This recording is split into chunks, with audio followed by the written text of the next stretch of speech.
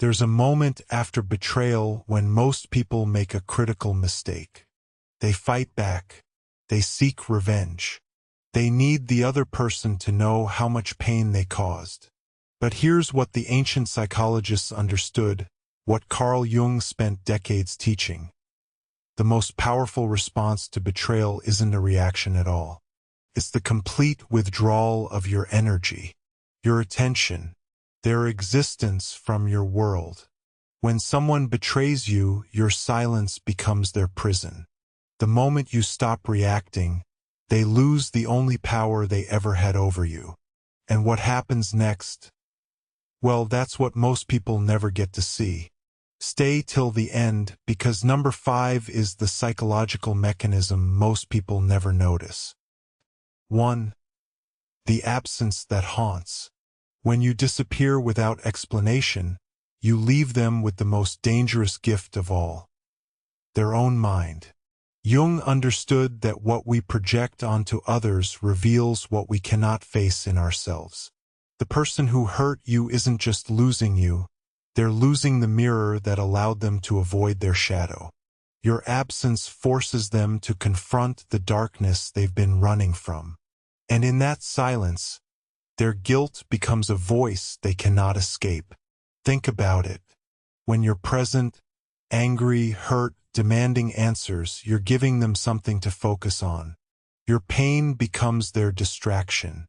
They can point to your reaction and say, "See? This is why I did what I did. Look how you're acting." Your emotional response becomes the narrative that absolves them.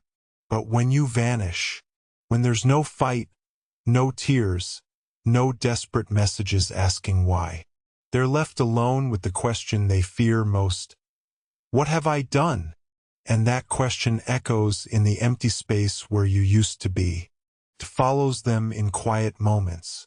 It wakes them at 3 a.m. Because now, without your presence to distract them, they must face themselves. 2.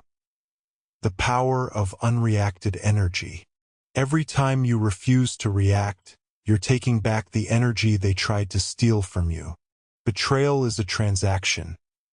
They expect your anger, your pain, your need for closure. These reactions feed their ego and justify their actions. But when you give them nothing, you break the unconscious contract. Jung called this withdrawing your projections. You stop being the character in their story, and suddenly, they're alone with a narrative that no longer makes sense.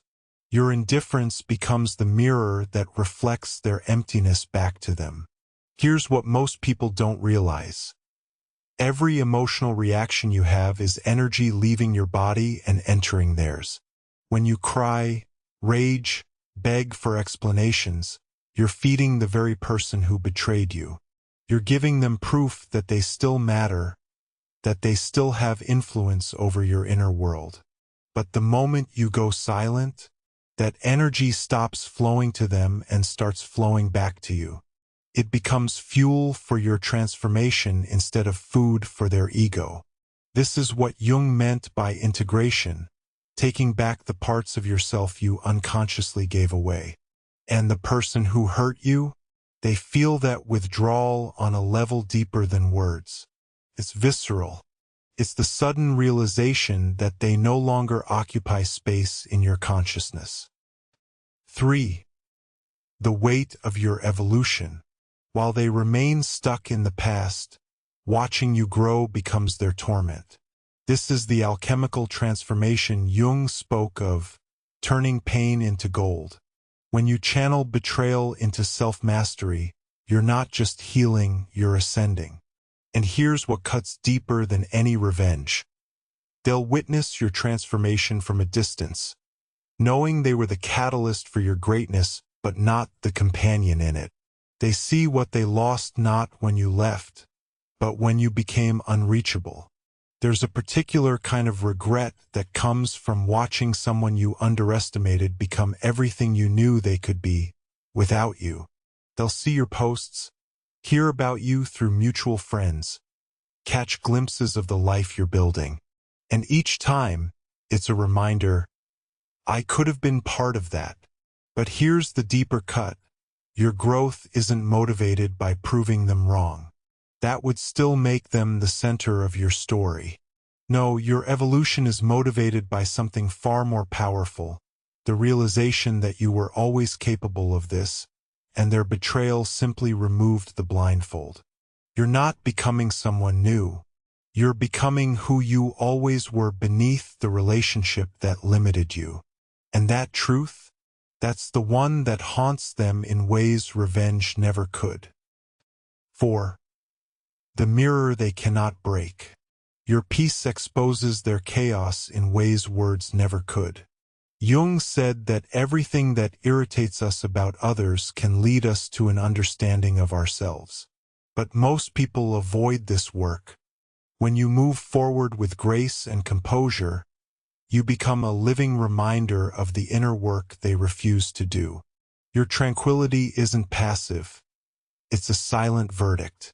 It tells them that you've integrated what they tried to destroy you with. And integration is the one thing the unconscious mind both craves and fears. 5. The absence of closure. This is the move most people miss. By never giving them the confrontation they crave, you leave them in perpetual limbo. The human psyche desperately seeks completion. Jung's concept of the individuation process shows us that unfinished business keeps us fragmented. When you deny them closure, you deny them the chance to rewrite history, to rationalize, to heal their own cognitive dissonance.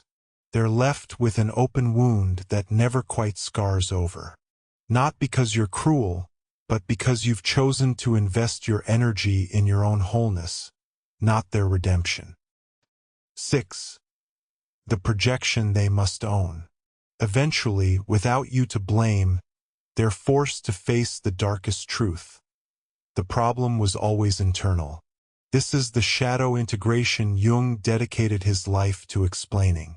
As long as you engage, you're the scapegoat for their unexamined pain. But in your absence, the projection collapses. The qualities they despised in you, the reasons they justified their betrayal, all of it returns to its source. And they must finally ask the question they've been avoiding. What part of me created this? That question, unanswered by your presence, becomes the beginning of their real suffering. 7. The silent victory. The ultimate power move isn't making them feel worthless. It's becoming so complete within yourself that whether they feel anything at all becomes irrelevant. Jung taught that the privilege of a lifetime is to become who you truly are. When you reach this state, the betrayal transforms from a wound into a threshold. You didn't just survive it, you used it to shed the false self that needed their validation. And in that transformation, something profound happens. You stop measuring your worth by their regret. You stop waiting for karma. You simply exist in a frequency they can no longer touch. That's not revenge. That's transcendence. Here's the truth most people spend their entire lives avoiding. The person who hurt you is waiting for a reaction that will never come. And in that waiting, in that deafening silence, they'll discover something far worse than your anger. They'll discover that they no longer matter. Not because you hate them, not because you're punishing them, but because you've done the one thing they never expected. You've moved beyond the need for them to understand, to apologize, or to suffer. You've become whole without them. And that is the silent power move they'll feel for the rest of their lives. If this opened your eyes, subscribe, like and share so more minds can awaken. The unconscious world needs conscious people.